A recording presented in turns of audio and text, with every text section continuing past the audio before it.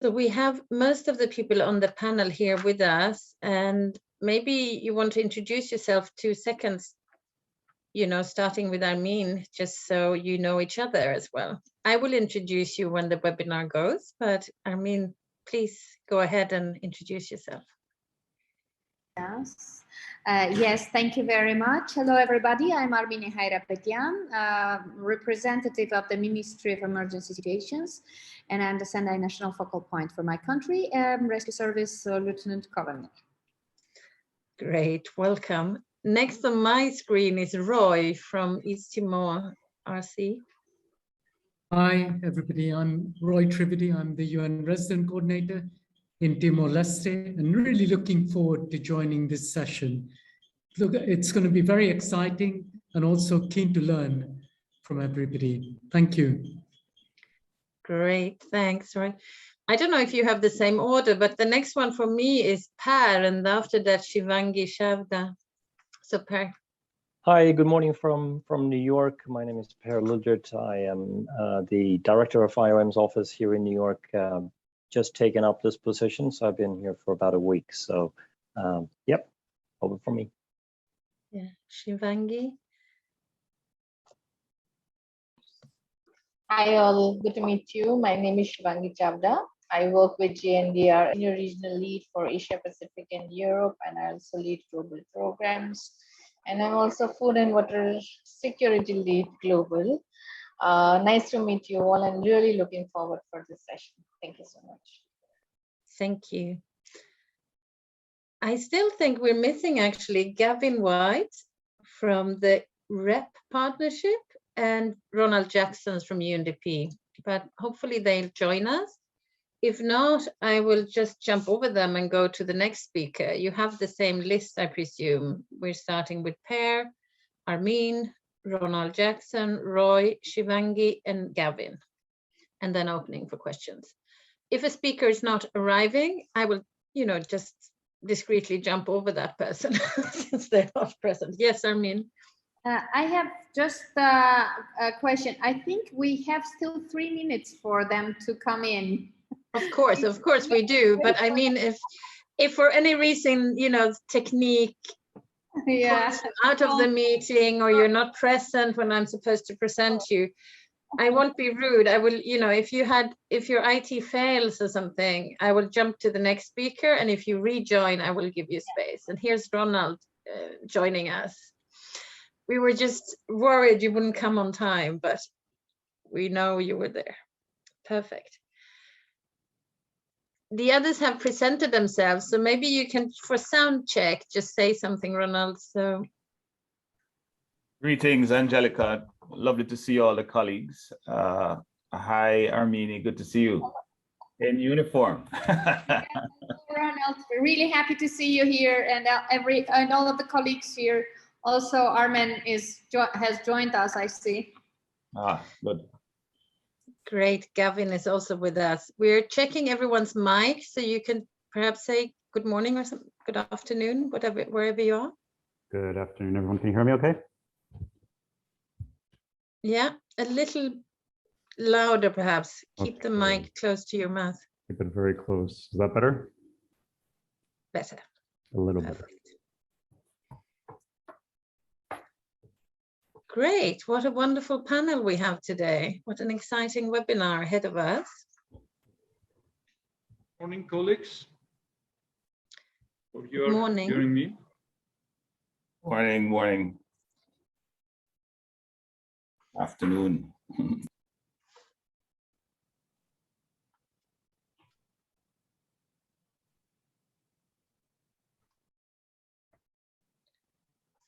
Great. So Vanessa will open up for everyone to come in and maybe put the starting slide as well.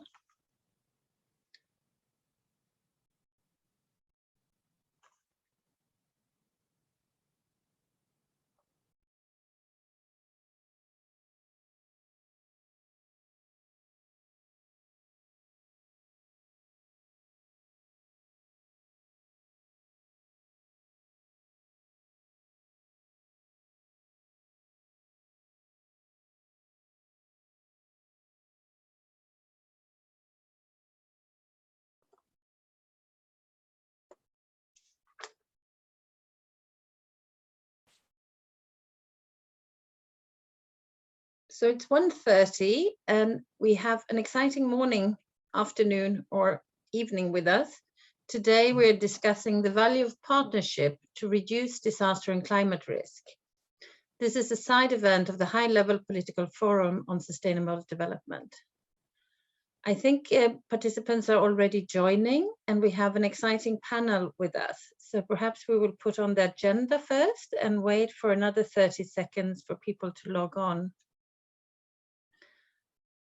I'm not going to read the agenda out for you. I'm sure you can see it in front of you. And we are going to start in about 30 seconds or so. We just want people to be able to join. We know sometimes there are difficulties, and we're so happy to be here today.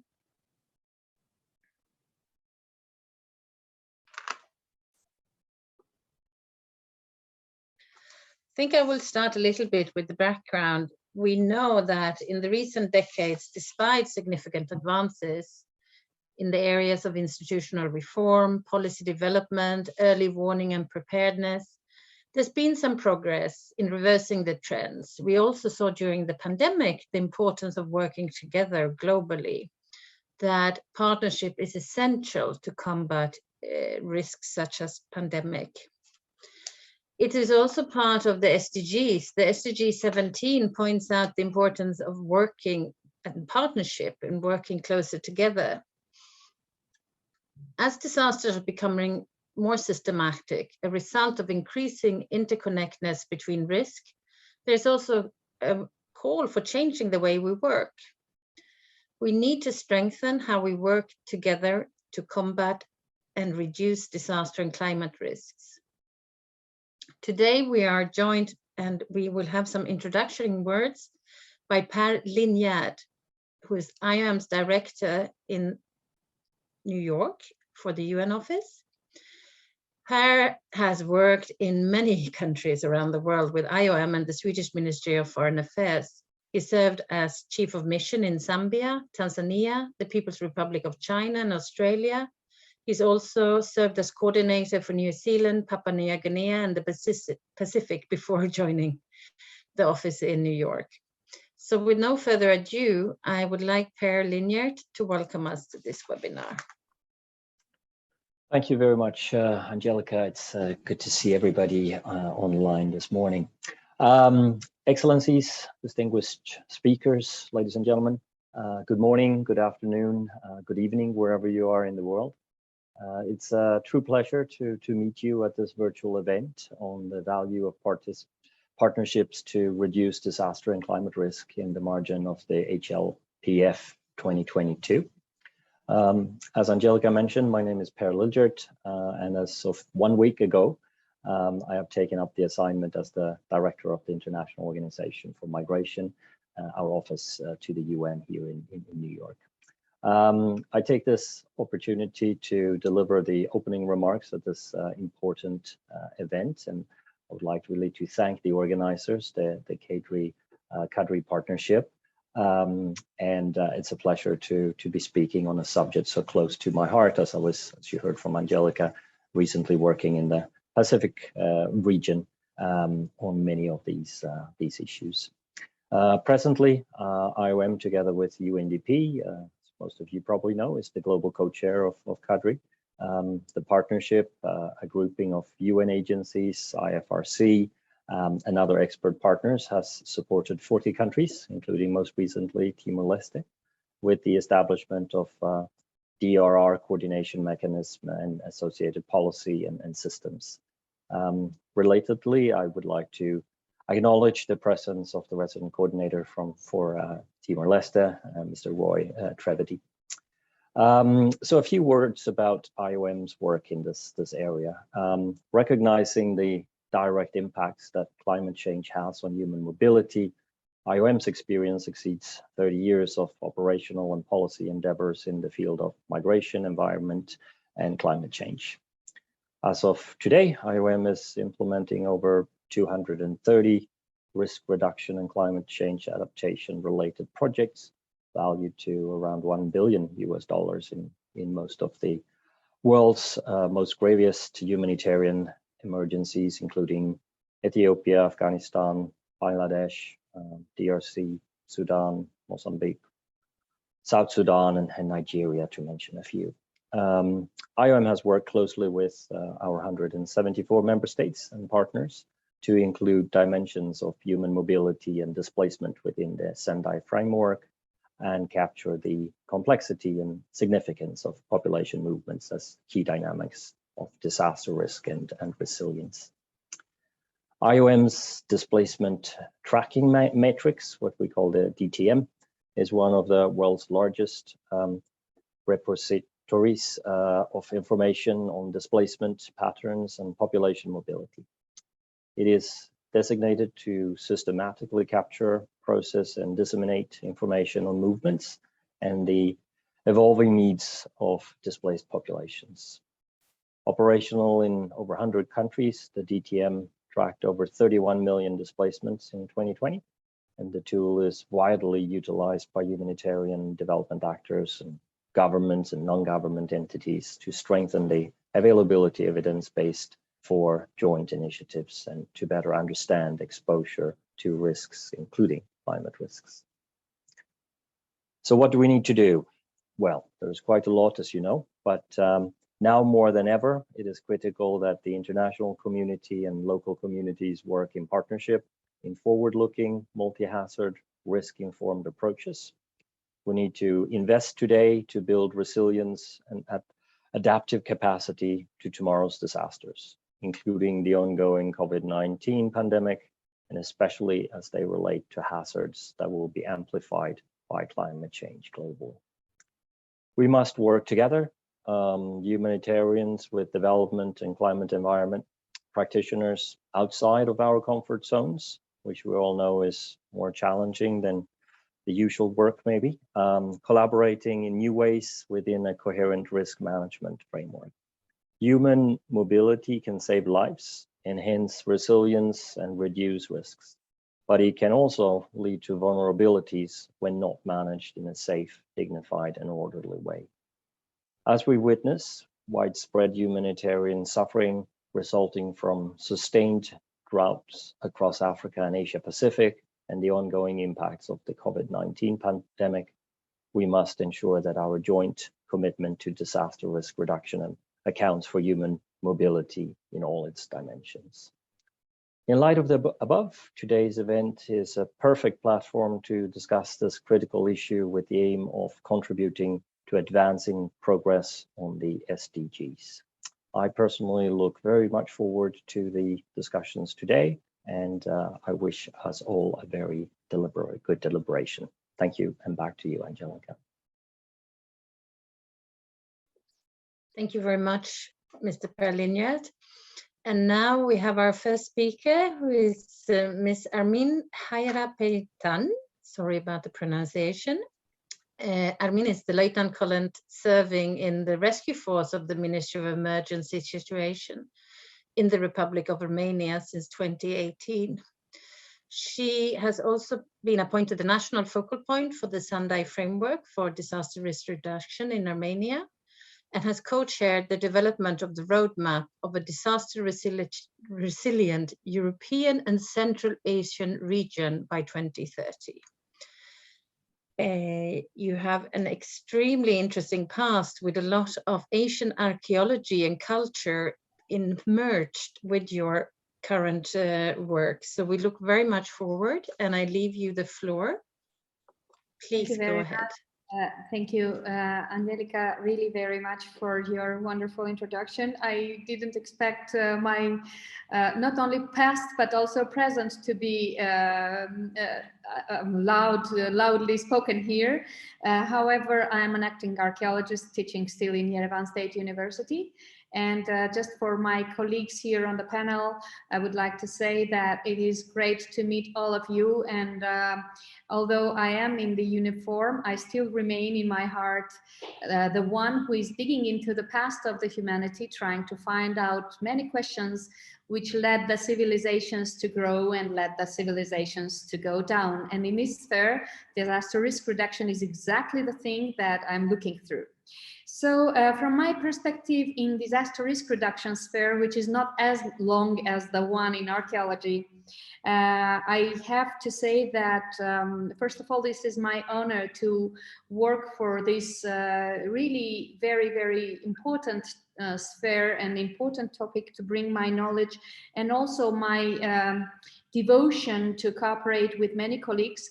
I am happy to meet many of them who I have the honor to work with, and I would like to share with you on this topic. It is really interesting question, how do the partnerships contribute to achieving the agenda 2030, and especially in the area of disaster risk reduction and climate change adaptation. This is a really important question for representative of the government of Armenia, as we must mention that it is exactly thanks to this partnership with CADRI, partnership with United Nations organizations and many other partners, when in 2009 and 2010, the first capacity assessment was realized for disaster risk reduction capacities, and then after that the action plan was suggested to the government of Armenia on how to proceed with that.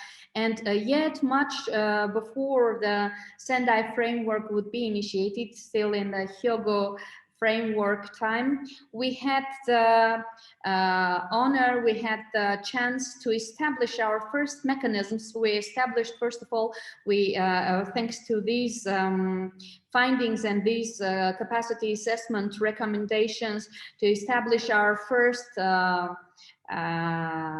the first national strategy for disaster risk reduction, disaster risk management.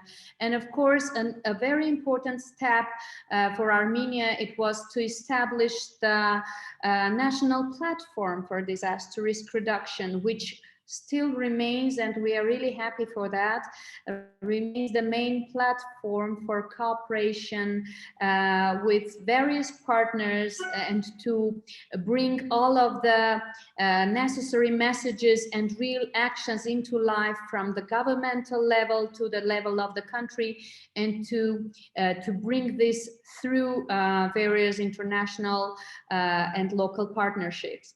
Now, of course, by stating this, I want to say that we really fully understand that without these kind of partnerships and important engagement of all of the partners, stakeholders, it would be impossible to establish the real sustainable and long-living systems for disaster risk management. Therefore, we are trying to learn on all of the possible projects, and this is really important to capitalize between the projects that are realized within these partnerships. We have been stating these things in many places, but it is interesting that the panel that we are having right now put the questions in a special way to make us focus exactly on the partnership and not on the specific projects or specific ideas or topics. Therefore, this is really important to say that in many places we are emphasizing the need and the necessity of sharing of the knowledge, of the information, of good data, reliable data, which will enable really evidence-based decision-making and help the governments to understand at what period and in which emergencies to act the most appropriate way. The most important thing is that, in my understanding, that the partnerships that we are discussing, first of all, from time to time, as the people are changing and the systems are sometimes shifting and changing, we need to be patient for those who are getting ready, who are trying to get into the process once again or over and over again. And in my understanding as a lecturer and as a teacher, in some sense, this is kind of all the time teaching process to all our partners. From time to time, one of us may fail in understanding on how we can proceed, or sometimes it is out of too much a feeling of responsibility. When you really feel responsible for your own country, for your own people, we have seen these processes. It was a open scene, open area. We had seen this during the COVID-19 pandemic response all around the world. And I was, as a Sendai focal point, of course, I was observing not only the situation in my country, but also what was happening in various platforms. And I was seeing that only the successful cooperations and partnerships between the countries would, not only the countries, between various platforms and various institutions, was helping to solve out the issues. What we need really is to bring various layers into one dialogue and one common understanding. Is always our main challenge, to make the actors, decision makers, to hear the community of the scientists, the academia, and the academia to speak out, because sometimes these are closed spheres. Coming from the scientific world, I know that we are solving our own scientific issues regardless of time and of necessity, but from time to time we need to understand that the community needs us. So the partnerships are the real background, the real arena which can enable these dialogues happen without making any force enforcement on any of them. I would like to also mention, please, Angelica, you make signs for me when I am approaching my line, because I want to say what I have prepared, but I don't want to surpass my time. So what I was trying to mention, this is really important. We are talking also about the challenges that we need to identify, and also try to make the Sendai implementation and the realization of Agenda 2030 more intense, more easygoing, more how to say, committed by the governments to facilitate issues. All of these processes, also we ask questions: what are the enablers and what are the challenges, and how do we make the results more sustainable? Usually this is always one answer. First of all, to create the whole database of knowledge, but the database should not be just in some place. Of course, I know that within UN system we have the prevention web, there are other knowledge networks working, which is really important, but also from time to time we need more work on the lessons learned. We'll need more discussions and open dialogues with the countries involved, or with organizations which can address to the issues of the failures. We don't often speak about the failures, we speak about success stories. For instance, on the perspective of my country, I would say that we are prone to many disasters, and not also the natural ones, but also technological ones. And just giving an example, we have in a very not far past, we have the very sad circumstances connected to Beirut. It would be very important that we understand that we need discussions involving these kind of issues. What were the mistakes? How were the issues solved? How we can surpass and overcome other future things like that. For me, in the position that I am representing, this is really important to bring to my country all, as you said, as we always mention, the best practices, but as well the failures, the lessons learned. And in these terms, of course, I'm addressing already several times to the partnerships towards climate change adaptation and disaster risk reduction in the COVID-19 pandemic recovery process. In these terms, I must say that we had also a lot of serious observations thanks to our partnership with our dear colleagues from UNDP, from other international partners. We had we had realized the very important investigation of social economic impact assessment of the COVID on the society. And these kind of learnings are giving us really serious background to say that here we see only the pandemic as a disaster as it is, but it reveals much more questions to the surface. For instance, ones like psychological impact, not only the impact on the economy or the question or the impact on the health organizations and the crisis of the health organizations, but on the mental life of the societies. At the same time, the benefits that, although I'm sorry, maybe many of you may criticize me for saying the benefits, but of course, no disaster should pass without a benefit of learning. This is always that I say, we need to learn and we need to take the most of the learning capabilities from the thing that we have surpassed. And in the COVID-19 situation, we need to understand where we were really successful, in which kind of partnerships we were successful, and where we were lacking coordination, where we were lacking some, how to say, more involvement of psychologists to think how will it impact, or what will it leave on the minds of the people of the communities. I see that my time is over already. Thank you very much, Angelica, and we will still be asking and answering questions. Thank you very much. No, thank you very much to you. I think you're perfectly right when you say we need to learn from the past to build a better future. And we need to do that together with our key stakeholders. And as you also mentioned, we need to learn all the time. I mean, not one of us have the solution for a better future, but together we can actually enhance and work better. So with great pleasure, one of our main partners for IOM is UNDP, who we are co-chairing the CADRI with.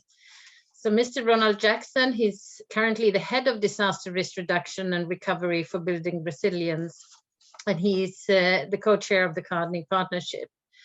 He has a long CV, starting with the 7 years of service as executive director of the Caribbean Disaster Emergency Management Agency, where he had a lot of traction and improved disaster risk management and making the Caribbean more resilient and safer in many ways. He has also served as Director General of the Office of Disaster Preparedness and Emergency Management. And right now he's our lead on disaster risk reduction from UNDP. So I think with no further ado, I'll hand over to you, Ronald. Thanks. Thank you very much, Angelica, and I'm happy that you actually truncated my introduction. And I'm happy to be representing the CADRI partnership at this event, and certainly I want to thank you for providing a space for us to talk about a partnership which certainly since my joining UNDP, I found it to be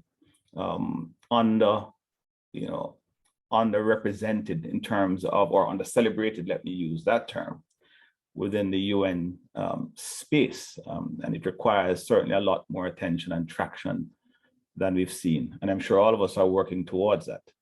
The CADRI partnership is one of, I find, a very good example of how the UN system should go about strategic partnerships that are not only pushing towards the achievement of the Sustainable Development Goals, but are working towards what I view as an area where there is unity of purpose, or where there should be unity of purpose.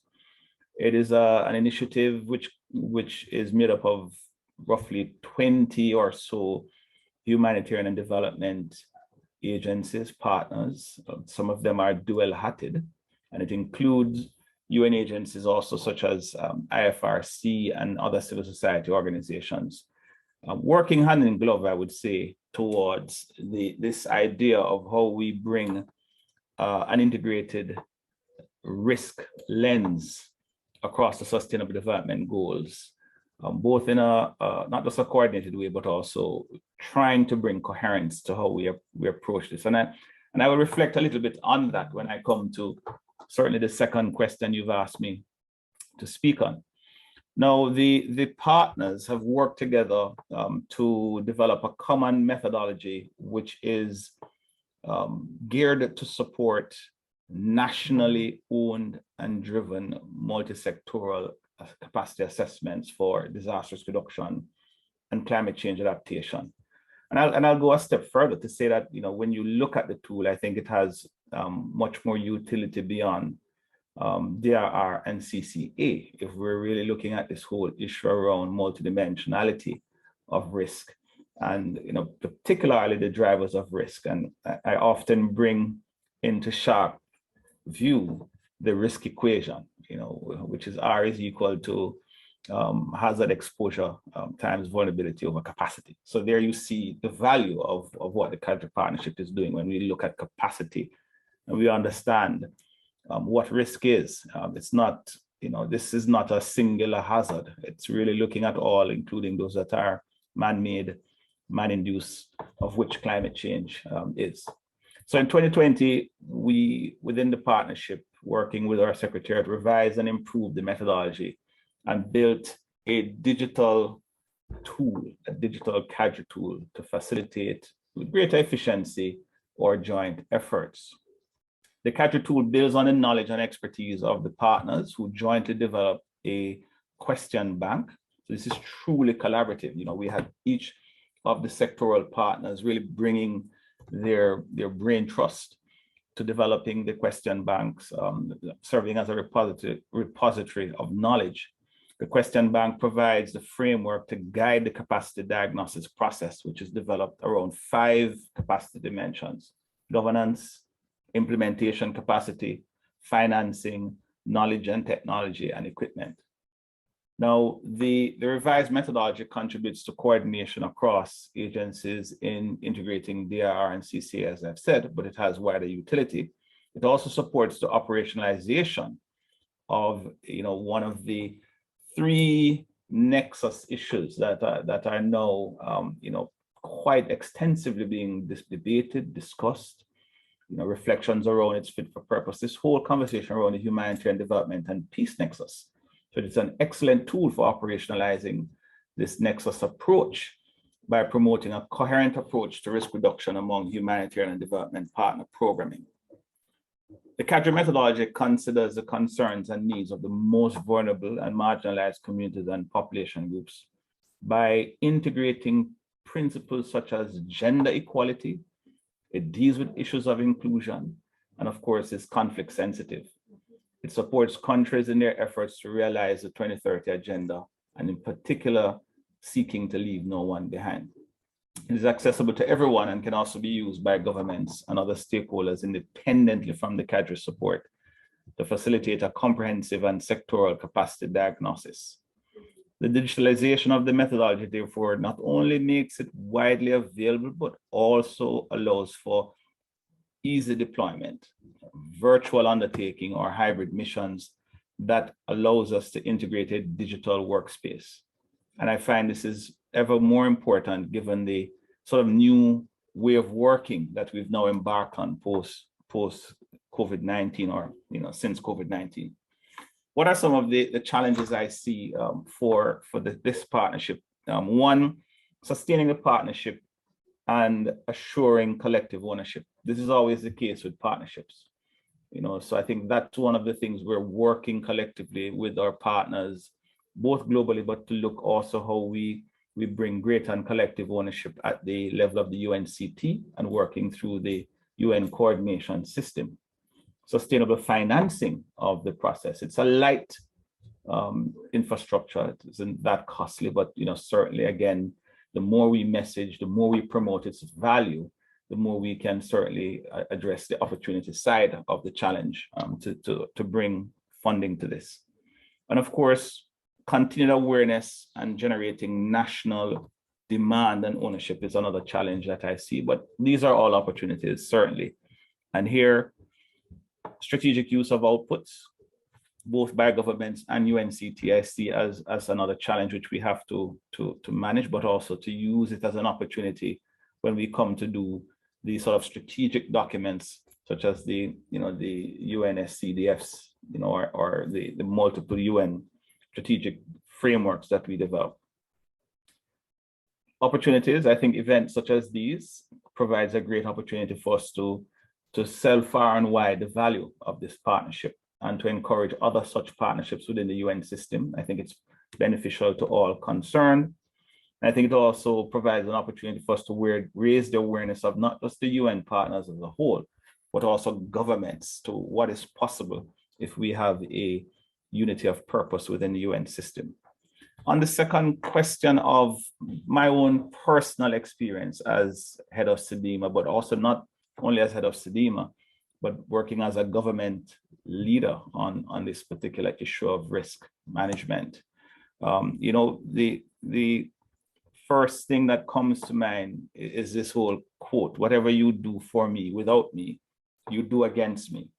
I think that's the lens with which our national counterparts will view us as a UN system if we embark on these processes without them, but more importantly, in a very fragmented way. I mean, we must recognize that many of the countries we are focused on assisting are themselves challenged with resources, both financial and human. And so the UN system can be very heavy to dock within national counterparts. And so if we're coming to them in a fragmented manner, it doesn't give them the opportunity to target their limited bandwidth to absorb different entry points which are doing the same things. And this is certainly something I saw from my vantage point as a partner on the government side or on the regional side, right? I mean, one of my famous stories, and I won't name the agency, but I had several UN agencies, several members, even within one UN agency, coming to me, offering me support in the same area.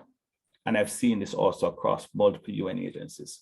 It doesn't come across very good as a national stakeholder. So if we can join forces, it brings efficiency, it brings effectiveness, it brings greater impact. Secondly, the true partnership means we are working together towards a common goal. So, as a partner, I would want us to, link those chains together. Third, engagement as partners. We have to engage from the ground up. And I think this is one of the very important features of the CADRI partnership. We engage governments. We hear from them. We work with them. We work in support of them in this particular process. Fourth, institutional strengthening and capacity enhancement must be a residual benefit of any partnership. And here again, my experience is then, if we are seeing the UN system looking at the beneficiary as being too weak, and so we push ahead without them, then we're missing the value proposition of building the institutional capacity of our national counterparts. And this is a critical requirement if we're talking about the pillars of development. What have I seen? I've seen, certainly, as I said, these issues, but I'm also seeing a trending towards a better UN system vis-a-vis CADRI, where we're coming together. And so that is what we need to do different to make sure our approaches are sustainable. I'll stop there and thank you again for the opportunity to speak on this issue. Thank you very much, Mr. Ronald Jackson. I am especially honored that you mentioned the Humanitarian Development Peace Nexus, since this is an area I work on in IOM. And I truly do believe that the first principle of coming together is the most important for us. And as you also point out, that we work coherently as a one UN under one RC and to strengthen the national capacities, because it's at the end of the day, it's the people living in a country who will continue building and living in that country.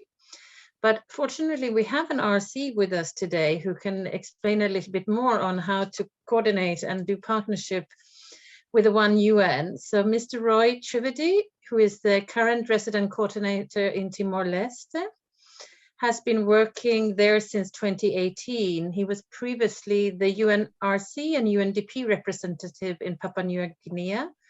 And he has also worked many, many years for the government of the UK, where he was the team lead for the white paper called Building Our Common Future in 2009.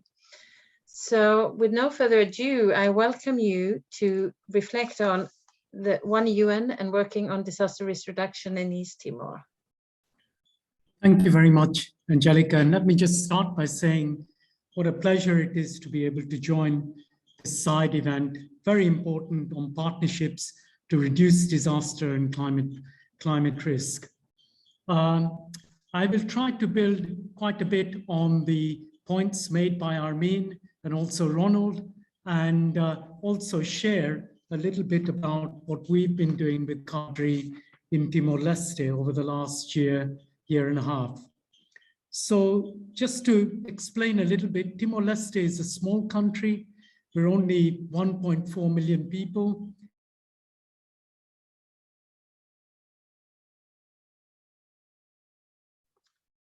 I think we might have, are you coming back?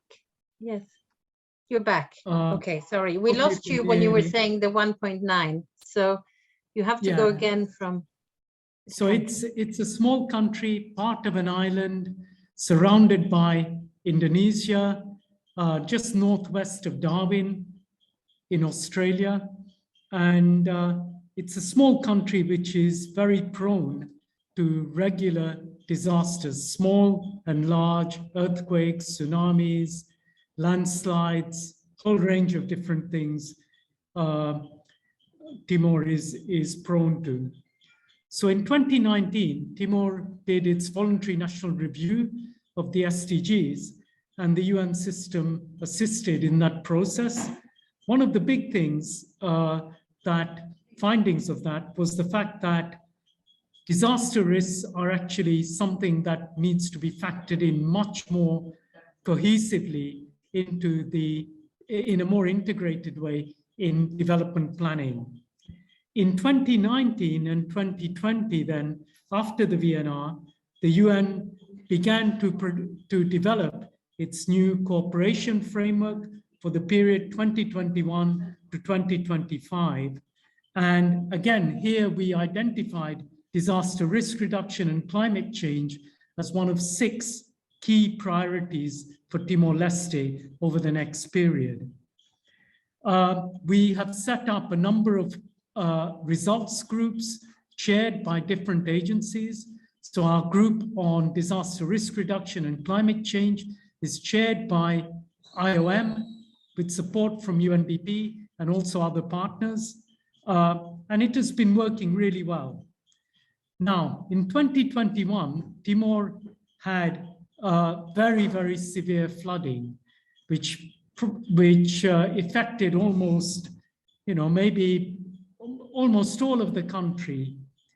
We had a number of deaths, 40+ deaths. We had huge damage to infrastructure, and services were basically stopped and so on. And literally every partner responded. Humanitarian partners, NGOs, the Red Cross, Red Crescent societies, also all the bilaterals and the UN. One of the things we did there as the UNRC and the UN agencies was to try to coordinate through the clusters and also ensured that we provided regular information to everybody and so on literally on a weekly basis or even more regularly on updates and so on.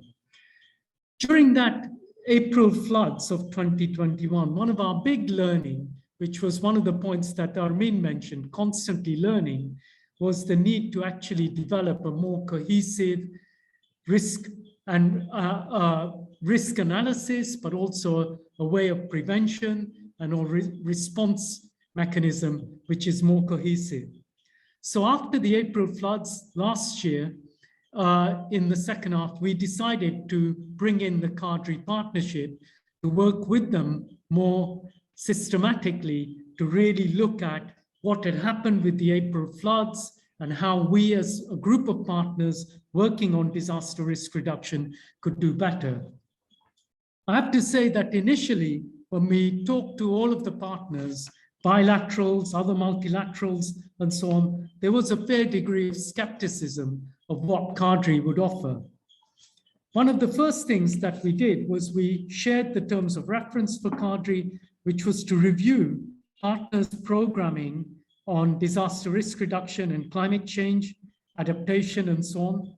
And secondly, to try and identify clear entry points to establish stronger synergies in programming and to identify opportunities to enhance effectiveness, sustainability, coordination, coherence, and also advocacy with the government. And a key element here was also to strengthen the capacity of the government as well as all of the partners. The first thing that the CADRI partnership did was they did a mapping of all of the different work that was going on in Timor last year. And incredibly, what we found was there were 55 different ongoing programs, which is just overwhelming. And there were 25 partners involved in this operation. So CADRI actually assessed what 25 different partners, bilaterals, multilaterals, including the World Bank, the Asian Development Bank, and others were all doing, as well as the UN agencies and so on, and NGOs, humanitarian partners, etc. We found there were 55 ongoing programs, and actually one of the key issues there was, although we are trying to build the capacity of government, maybe at times we are also fragmenting a lot of government capacity. Second key finding from the initial mapping was that the geographical scope, although it was quite good, actually a lot of the work was concentrated in the capital. And that was a real lesson for many of the agencies and so on. Third was a set of things around, were we working across a range of disaster risk reduction priorities? I think overall, our feeling was that we were working in different spaces and so on, and actually some of that was okay, but actually there was also opportunities to improve on that. Fourth thing was around different types of sectoral interventions, and we found that much of our work was cross-sectoral, but actually focused on a few key sectors: environment, infrastructure, and land use planning.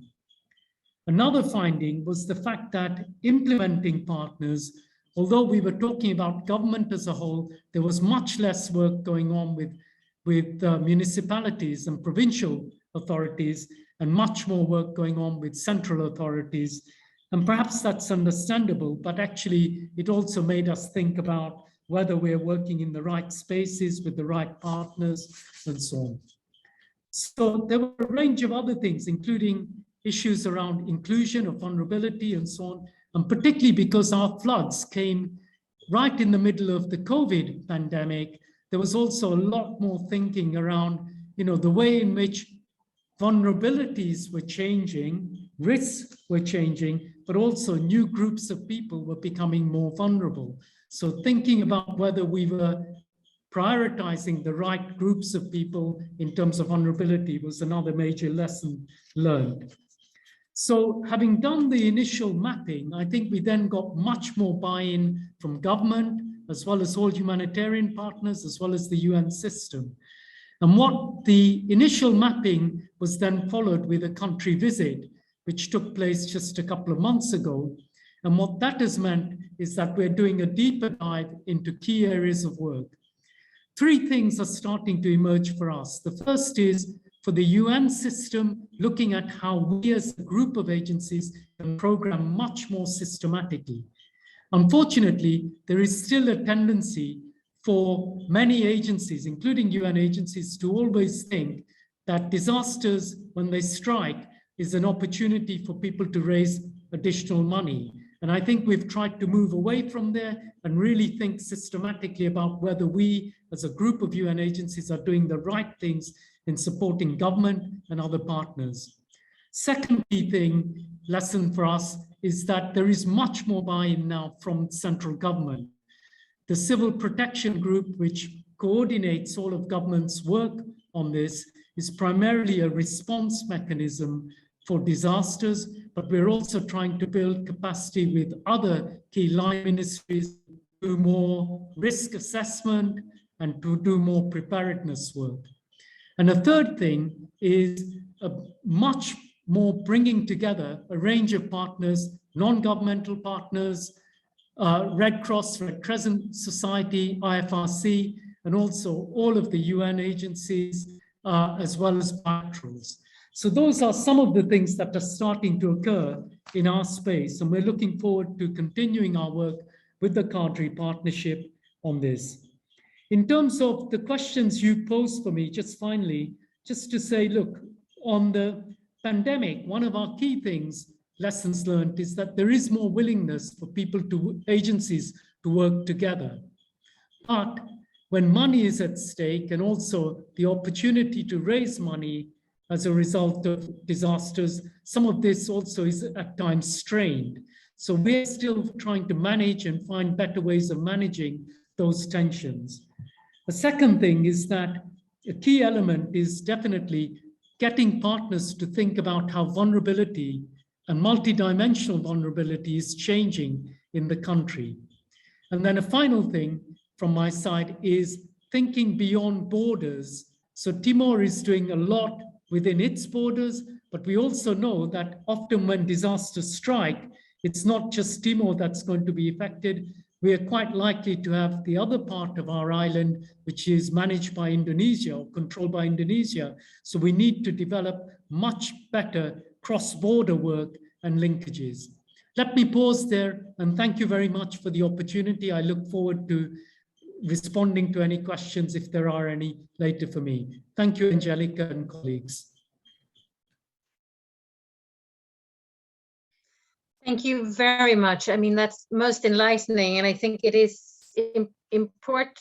Sorry, I had someone else in the back, but thank you so much. I think you raised the importance of when you collaborate and do partnership with each other, you actually do need to know what the others are doing. So mapping where people were doing what, I think is essential, because you can only collaborate. I keep saying, if you do a picnic together, if you don't have,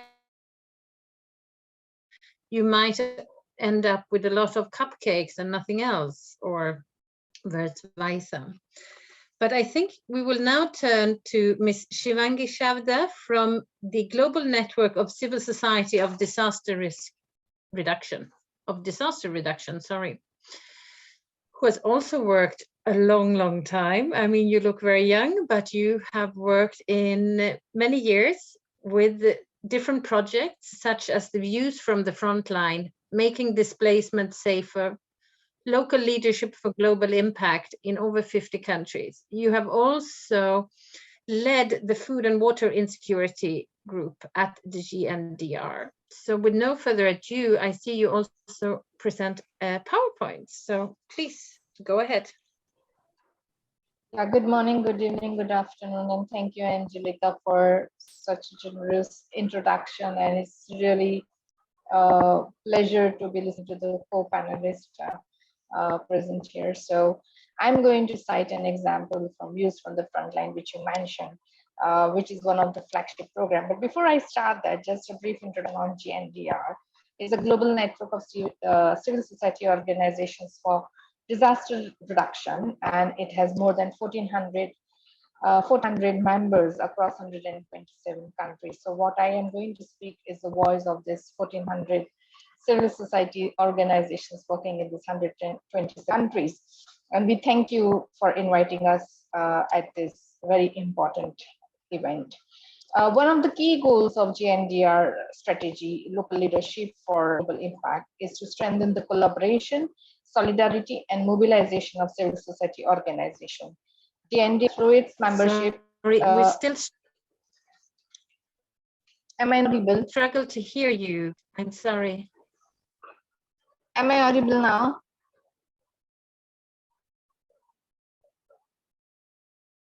Am I audible? Yeah. Yeah. Thank you. So what I speak was that one of the key goals of Gndr, the strategy, local leadership for global impact, is to strengthen the collaboration, solidarity, and mobilization of civil society organizations.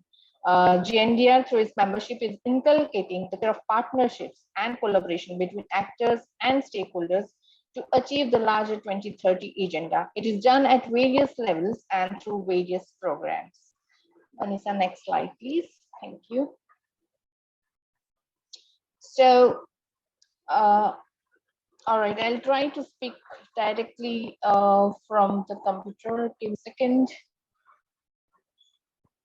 I apologize. We'll just check if her sound gets a little bit better because it was a bit hard to hear. Can you hear me now? Can you speak a bit longer so we can hear?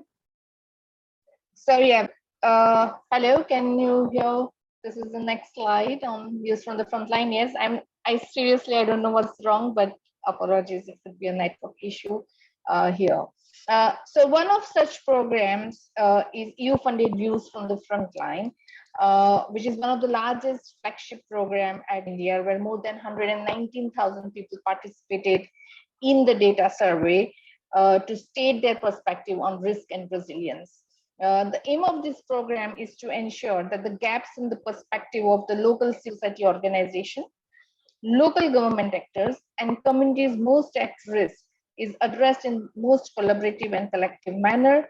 When these actors, the risks are informed by the communities most at risk, the local DRR practices and policies are influenced by the lived-in experience of such communities. VFL 2019 therefore stand as, all right, there's a feedback. Do you want me to remove my headset and try? I think that will be better. Yeah. Yes, please do that. I think it might be easier. Sorry about that, but we do hear, but let's see. Please go ahead.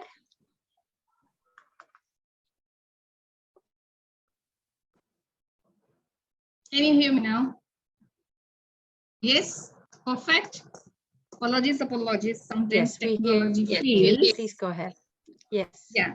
So Views from the Frontline, which is called VFL 2019, stands as one of the best models to address the systemic nature of risk and ensure development processes are informed by the risk of the communities most at risk. Next, please. So the following few slides narrates how the local voices are amplified and the gaps are addressed across levels through partnerships and collaborations. At the community level, each of the 759 communities across 50 countries identified their own threats, barriers, consequences, and actions, as well as emerging trends of disasters and the factors that prevented them from inclusion. The data was collected from the local government, local communities, and local CSO actors. The data analysis brought in the difference in the perspective of risk or threats between the local government and local communities in particular. To address these gaps, local communities, local government, and local CSOs work together to develop the local action plans, which got integrated into the local development, plans. Next, please. So at the national level, the national actors, along with the national government, understood this lived-in experiences from these communities in light of the existing policies. The national advocacy work had the national civil society organizations, national experts, and other researchers and academicians, and including national government officials, to strengthen their existing risk-informed development policies. And I'll go to some few of the examples a little later. Next, please. And similarly, at the global level, Gndr members culled out the global conclusions from the local and national processes and have included partnerships and joint actions to address them through global stakeholder engagement at the global places such as GPDRR, HLPF, and COP. So the whole process is bottom-up approach, and we are trying to amplify the voices of these communities and try to strengthen the gaps that what we have realized through these partnerships, these multi-stakeholder partnerships across national level, at the regional level, and at the global level.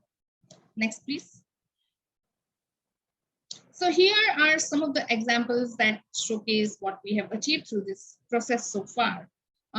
Joint collaboration between national government, and CSOs and communities most at risk in Uganda have recognized the need to strengthen the disaster risk management processes with a specific emphasis on the involvement of communities in localizing DRR process.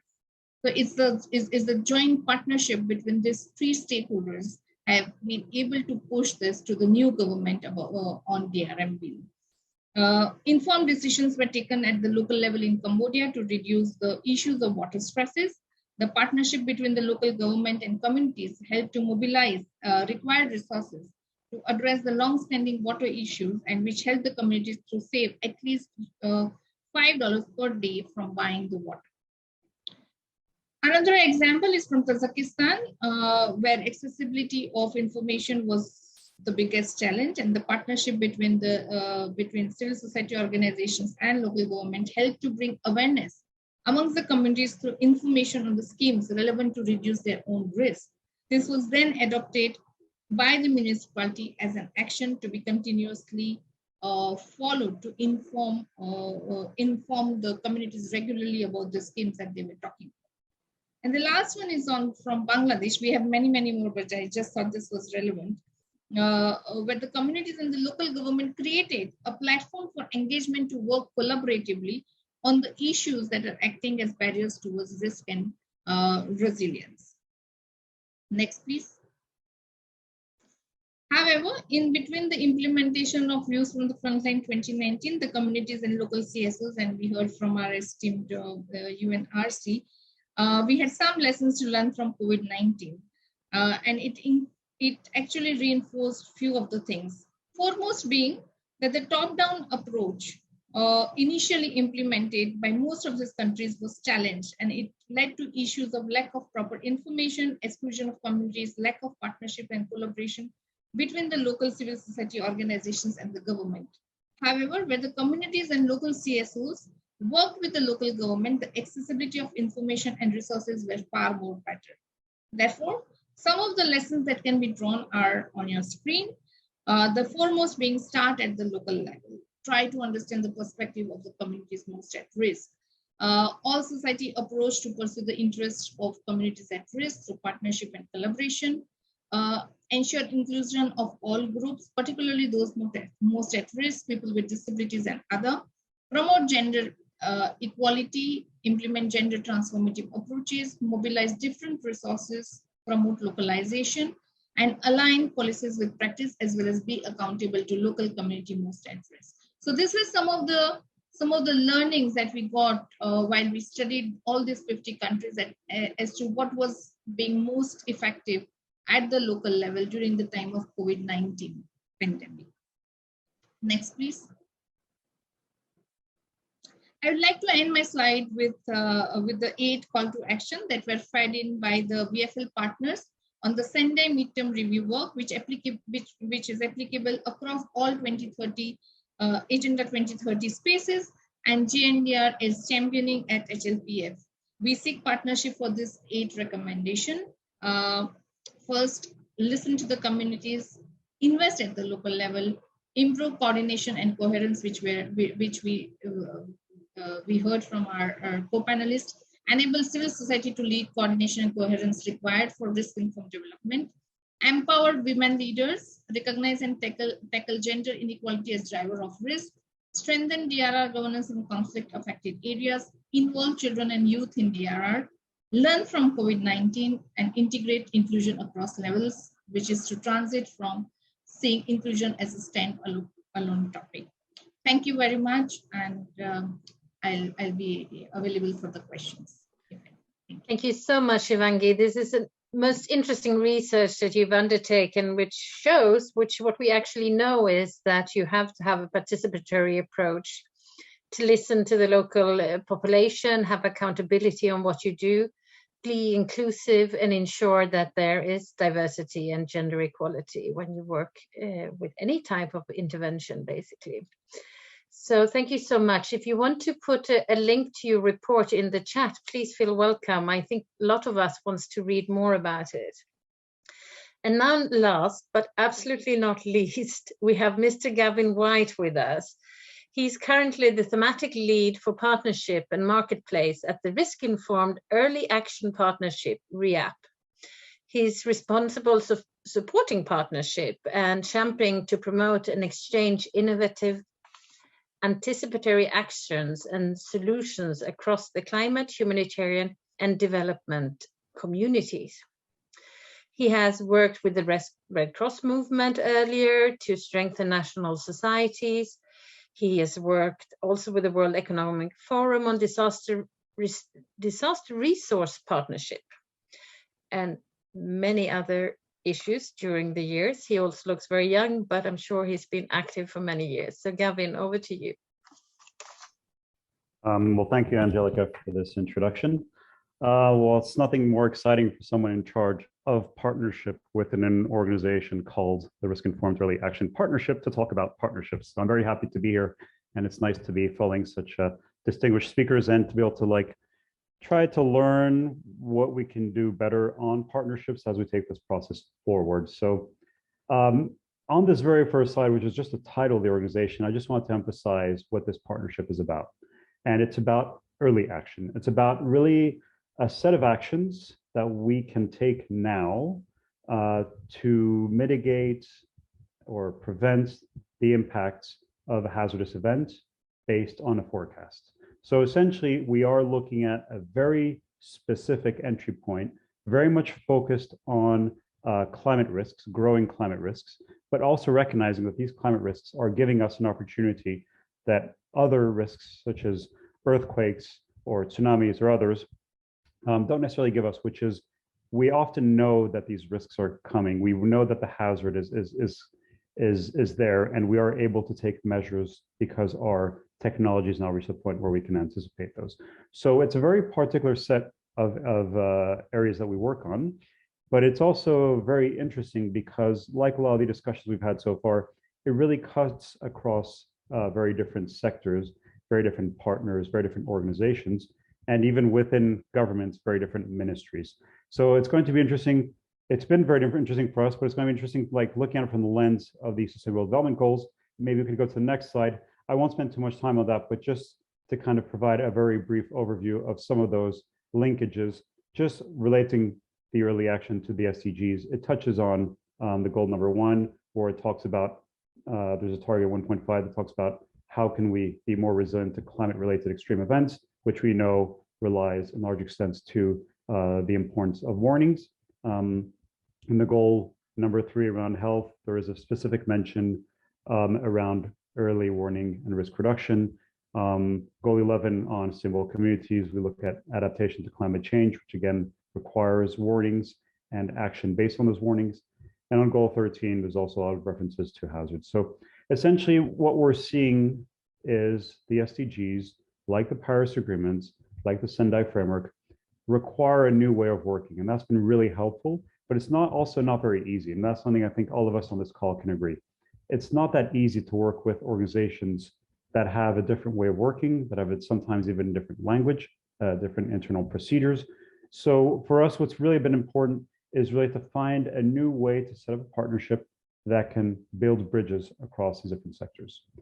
So the Risk-Informed Early Action Partnership was set up in 2019, and it is a combination of about maybe a dozen or so UN agencies, and that is very similar to CADRI, and there's a lot of overlap in the partners from the UN, world, such as FAO, UNDP, UNFPA, and so forth, OCHA. But we also have civil society networks, such as Gndr, that Shivangi was presenting just now, and is really another of the very active partners that we have. The Red Cross Red Crescent Network, IFRC, is also one of the very active partners, but also this whole network of UN agencies, civil society networks. There's also a few academics. The ultimate goal is to better serve the climate vulnerable countries. So we have within that network a dozen or so climate vulnerable countries, as well as a dozen donor countries. And the idea is to try to find a new way of working on a very specific solution to the global climate emergency. So what we're trying to do is to offer a new way of doing that, I will confess up front, we do not have Timor-Leste nor Armenia, so there may be some emails falling on this discussion, because I think that is also an opportunity, since we're talking about partnerships, of broadening the way in which we work. But it is a way in which we are able to bring in local partners, national partners, regional bodies. We have also, for example, ICPAC, which is the IGAD Climate Prediction Application Center, the 5 Cs from the Caribbean. We have all these regional bodies that are able to use this platform to promote something that is important to them. So the way we do this, if you don't mind going to the next slide, again, this is just a very simple overview of our 4 targets. The REAP partnership aims to achieve 4 targets. I've simplified it here. I will share the actual full strategy and so forth if there's more interest. But again, most of the organizations on this call are already actively involved, if not the individuals. So we do have a way in which we work together. And the first target, if you can see, I've kind of like put it like at different levels. It's not that some are more important, but there are different levels of engagement. The target 1 is more at policy level. How do we integrate the laws, the policies, and the plans around disaster risk management with climate plans, with national determined contributions, with national adaptation plans, with the national long-term plans of the governments, making sure that disaster risk reduction and specifically early action mechanisms is embedded throughout. But we also need to finance that. And target 2 looks at a lot of financing. We have a lot of donor discussions. We just released a review of the financing of early action, and we had a donor roundtable. All those resources are also available online. We also try to bring all the different partners together to strengthen the infrastructure and institutions that are part of the early warning systems, mechanisms like CRUISE and so forth. How do we scale up that funding so we can reach more people? And then finally, the last one is really looking at the local level, the one most closely tied to the work of Gndr or the Red Cross and others, which is improving the warning systems to make sure that they really reach the last mile communities.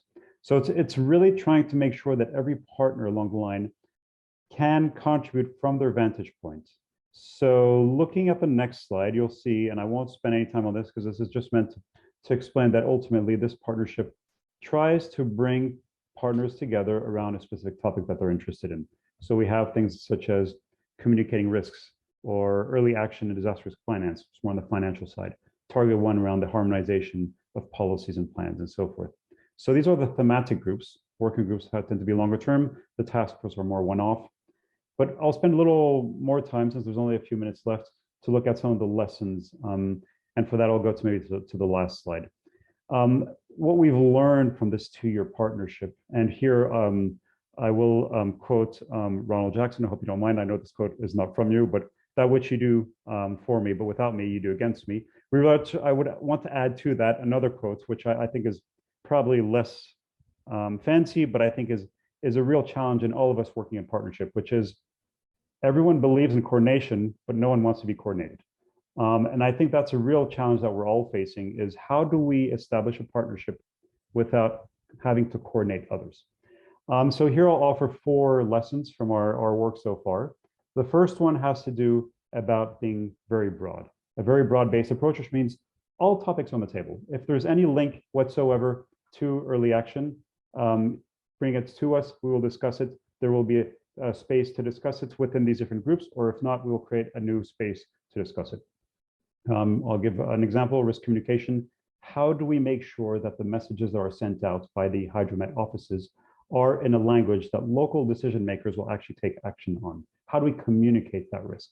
And that touches around a whole range of specialties. Some are very technical, some are much more on the sociology. How do we make sure that people integrate and take action on the behavior? Another one is, for example, how early is early when we're talking about hydromet services. So there's all these different topics that we can go a little more depth because we are so broad. So sometimes it is a UN agency that brings it to us, and we put them in touch with an academic, and together they form a group, and then they bring in different local organizations. The second one, again, I apologize in advance to Shivanji if some of these are very similar to the ones that she was recommending. We do work very closely together, and I think their advocacy has been working and successful because we really want to reemphasize the importance of inclusiveness. I think it's something we all agree on. But this is from a very selfish point from our partnership. It's just to bring in new perspectives. Let's not stay stuck in what we've always been doing. So one example would be if there's a local NGO, say, working in Senegal, through Gndr, they can bring an issue to this partnership, and maybe their issue has to do with accessing funding of one of these large mechanisms like the Green Climate Fund, another repartner, or Cruise. How do we communicate the message that actually it takes too long to get the money to the local level so that action is taken? How do we speak to the donors so they can contribute to a new way of approaching these issues? The third one on decentralization, again, very close to what Shivangi was suggesting.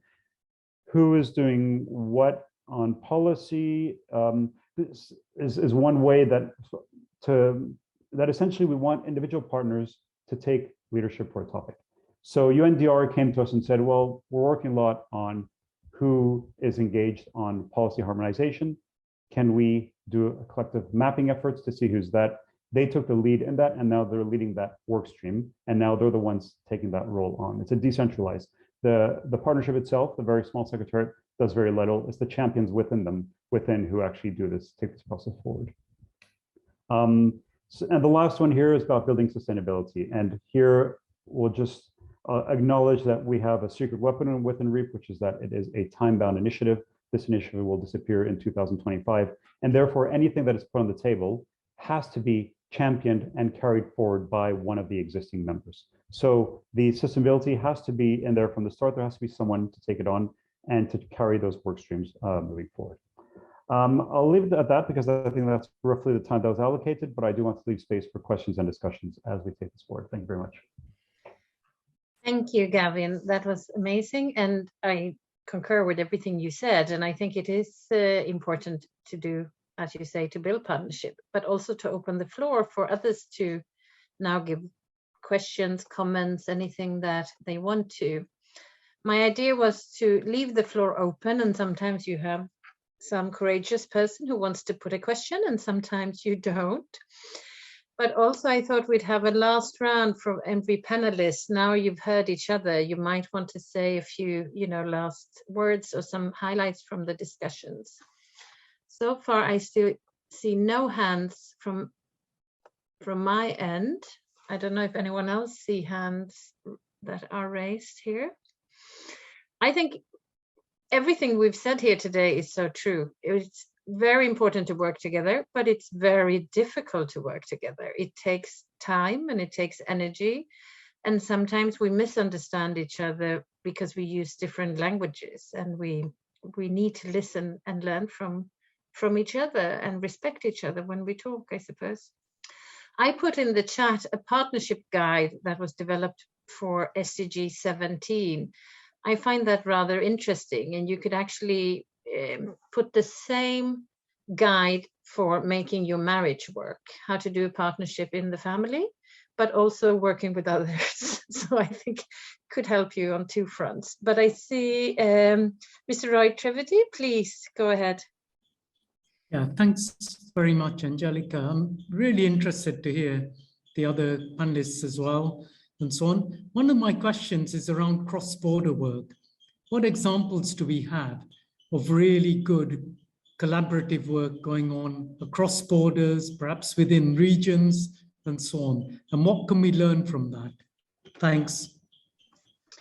Thank you. I know IOM has a lot of cross-border work, but I also think that maybe from Armenia, we have some experience, and also from Ronald Jackson's past in the Caribbean, there must have been cross-border work. So if I start with Armenia, sorry, your name and the country is very close to each other. It's exactly the same eponym.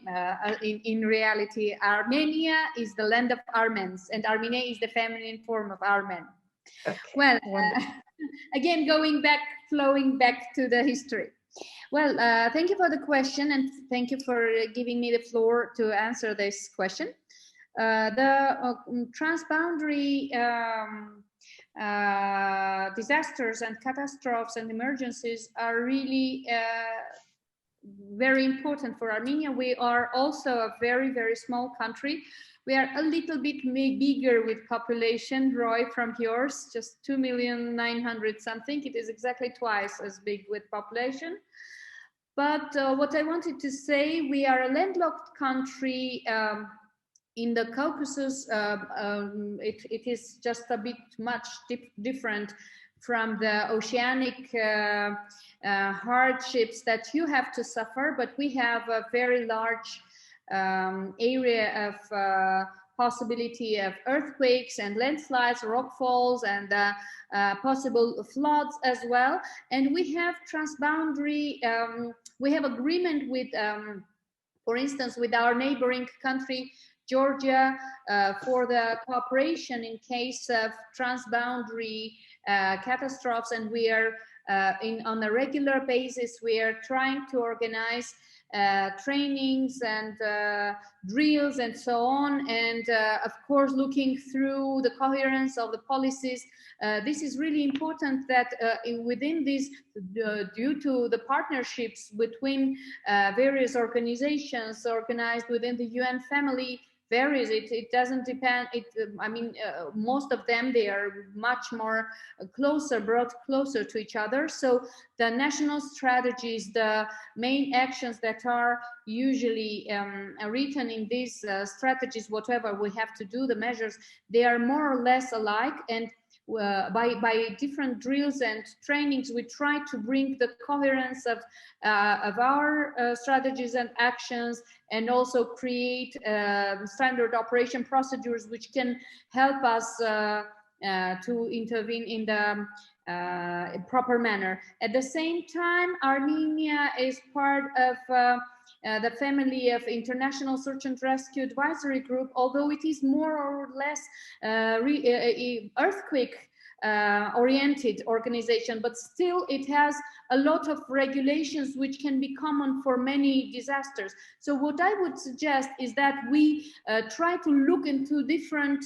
mechanisms that exist already, and to try to implement them despite of their narrow direction. There are too narrowly directed projects, but we need to capitalize on their issues. I had heard, I don't remember who exactly said, but it was mentioned during the panel that there are many programs, sometimes with overlapping mandates. What we need, and for the countries, sometimes it is somehow frightening to join this or that project or this or that partnership. But however, I think that we need to clarify the mandates. I mean, the organizations and the international organizations and partners. We need to clarify the mandates for the countries, and create more space for, as it was mentioned, for the local and more closer neighborhood cooperations. Of course, we cooperate with European, Central Asian countries and so on, but the closer neighbors, they are the ones who come to our help when we are needed. I don't know if I managed to answer somehow the question, but it was my insight when you asked that. Thank you. You had some very good insights there, and I see Ronald has his hand up. So over to you, Ronald. Thanks, Angelica. My hand was to really take up your invitation to reflect a little bit on feedback from more of the panels, but certainly, as you did point out, in my previous role working as SEDIMA, the nature of the organization really was about, you know, I want to say, looking at cooperation across the CARICOM region to advance collective efforts on there are. And in that regard, we had sub-regionalization of our programs, where we would see initiatives implemented jointly in many of those sub-regional groupings, simply because of the, what might be contiguous needs, or, the fact that there is certainly closer collaboration, whether it be economic or otherwise, within those regions, that really allowed us to amplify that sort of cross-border arrangement. Again, where they would draw on support, immediate capacity, including even political engagement on matters that affected them within that particular geographic space. So we've had a longest history as regional organizations in that type of approach. And I think you would see similar opportunities in Africa, certainly in Asia Pacific. So at that level, there is that culture which gave rise to the creation of those organizations. Many of it featured in DRR, but also in other areas of interest. We often work with the CARICOM Development Foundation, which was a financing element that looked at development-related issues, infrastructure and otherwise. And there they brought in a number of the risk elements in the work, both in terms of pre and post crisis situations within the Caribbean. Again, replicating similar initiatives and approaches across multiple islands were impacted. So you can find quite a bit there. Sir was it Trivedi who requested, right? Roy, yes, Roy who requested. Again, certainly from the UNDP standpoint, and maybe even the UN standpoint, the office in Barbados that had a multi-country remit would also pursue initiatives within, sort of cross-border approach. Obviously, I mean, the Caribbean is not the space where you see some of the complexities of what we're dealing with in the world, but it does provide an insight into perhaps how these matters could be pursued. But Angelica, I wanted to reflect a little bit on Gavin's, sort of last slide. I think, as a UN organization, we all are, sort of charged with trying to fly our respective banners, heavily focus on our individual interests, have, differing views sometimes on the risk language. And I find, partnerships such as REAP and CADRI provides that open tent that Gavin kind of spoke about, a space where we can bring in this particular difference in perspective and discuss it towards a common aim, which is, identified within this sort of REAP, broader moonshot or goals. I think if we can see more of that and an openness towards the fact that, yes, we may have some differences. Yes, we have an individual institutional mandate, but here's a safe space where we can begin to dialogue, begin to speak, because I think part of partnership is also providing us a safe space to get comfortable with our discomfort with having to share the ground with others. But I think if we're going to be successful in going forward, that's necessary. And that's why I quite liked the sort of 4 key lessons outlined by Gavin. Some of those have certainly been put forward by other speakers, issues around sustainability, but definitely the first 2 or 3 bullet points I find quite interesting and something we should all try to aspire to as we try to build and elevate these types of partnerships. So that's what I wanted to kind of add in my reflections from what I've heard from the colleagues who spoke. Thank you, Ronald. I totally agree with you. I think we are here to learn and we need to discuss and we need to find new ways, because we are realizing as a humanity on this planet, we are failing and we need to find innovative solutions. And we need to do that by talking to each other and perhaps, as you say, disagree sometimes, but sometimes from disagreements, you can find a new way of thinking, which is where we are trying to head, I believe personally. As I said, we have about 7 minutes left of the webinar, and I don't see any more questions per se, nor in the chat. I think that, Ronald, are you raising your hand again? So please go ahead. I want to be a little bit provocative, but I think it's important because I think part of also what stops us from really partnering effectively, are these sort of false narratives we paint around the work that we take on. So we, and this is important given the nature of the bigger event we're a side event of, because we often box ourselves into these communities. So, we claim to be disaster risk reduction community and the climate change community. And I ask myself, who are those people really? I mean, if you really look at tackling climate change, it's still going to be the people who are in agriculture, it's the people who are in energy, it's the people who are who are going to be at the forefront. It's the individuals in their community who are going to be at the forefront of this. And so, you know, who's the climate change community? It's all of us. And the only true climate change specialist is a climatologist. The rest of us are users of climate information.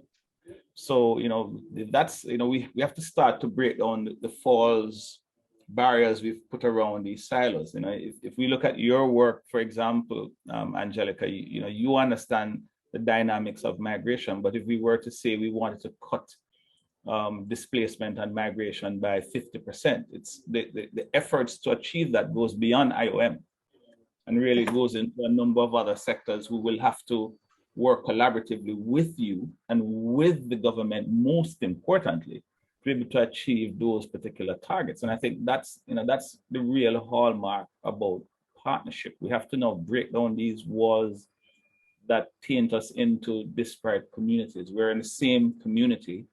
We need to focus on what is the common thread that unites us and what we bring each to this, you know, unity of purpose. And if we can start to think like that, you know, things will start to change. There's enough space. There is enough resources. We just need to be more efficient in how we join them up and less divisive with the limited resources that are available. So I just wanted to give that sort of statement for us to chew on as we go forward into the last quarter of this year and next year and build partnerships and sustain existing ones. I totally agree, and I couldn't agree more that we are partners in the one UN, and we have to work together, and there's enough problems for us to all solve them together. And I often repeat, I think it's the slogan of the EU, which is one planet and one population, that we have to work together. I think my colleague Per from New York would also like to speak a bit. He is having some internet troubles, even in New York, so his camera might not work, but I'll see if he's online. Per, can you?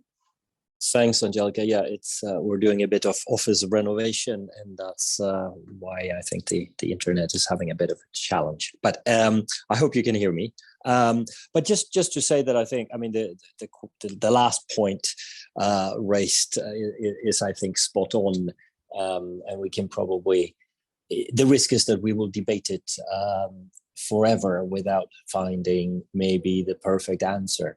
And so I'm not going to claim to have any answer either, but if I wear my old hat, being part of the UN country team in the Pacific, where we also have a multi-country, set up and working on sort of quite a few cross-border programs, to me, I think it became clearer and clearer, the more effort we put into this, that it is about the partnerships and to be inclusive.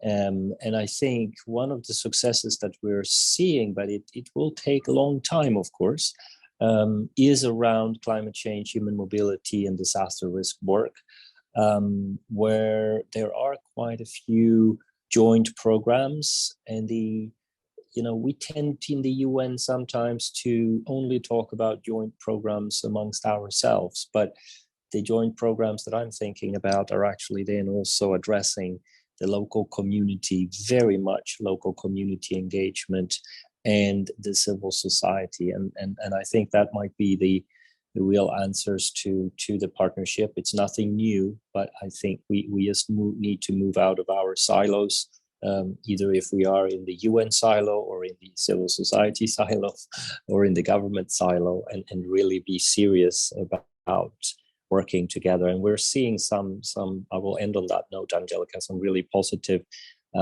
engagement out of a 4-year program on climate change and human mobility in the Pacific, where thanks to the community, thanks to the civil society work, and thanks to the work with the governments and in this joint UN program that I was talking about, we are now seeing the government ownership, and you will see it right now if you're following the Pacific Islands Forum Leaders meeting, which is ongoing in Suva at the moment, where they will actually table a draft regional framework on human mobility and climate change, which goes way beyond the 4 UN partners that are working on this.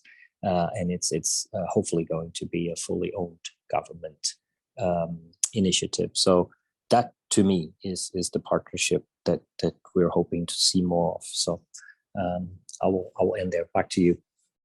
Thank you, Per. And talking about civil society, I think we should also give Shivangi some last words here, the last few minutes of our interesting talk. Shivangi, please. Yeah, thank you, Angelica. And I think it's summarized all very well by co-panelists. But I think one of the points that I would like to make on behalf of Gndr is to re-emphasize the fact that we are living now in more complex environment than before, and it's getting more and more complex. We heard from Timor-Leste while they were facing floods, and also many of the many of the Pacific countries we this time had seen that, you know, all the disasters happening at one go, and with the lack of capacities and things like that, they really kind of collapse for the time being.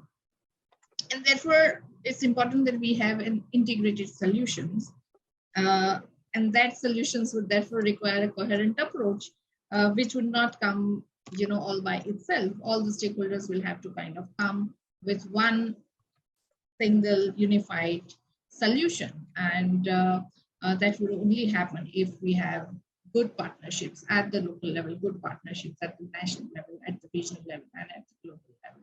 And that's how I think this whole holistic approach, or the whole society approach that we have been talking about, we may be able to address that. So that was one reflection that I would like to make at the end of this. Thank you so much. And I think we are going over time by the minute here. So I want to thank everyone on this panel. It's been a most interesting panel. I think it's been great to hear that you're not alone in trying to struggle to work together and to enhance better collaboration.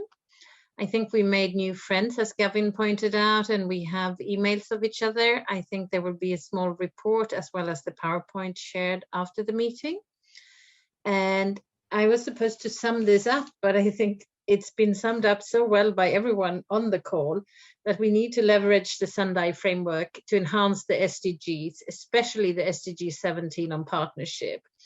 Ensure that we have transparency and accountability, participatory methods, and just keep up the good fight in different ways. So we have a better future for our children and grandchildren and all the generations to come. So with that, I'd like to thank you and say goodbye for today. Have a good rest of the day and keep on the good work you're doing, all of you. Thank you so much. Thank you. If you were in the room, I would applaud you, but on virtual, it's more difficult. Thank you.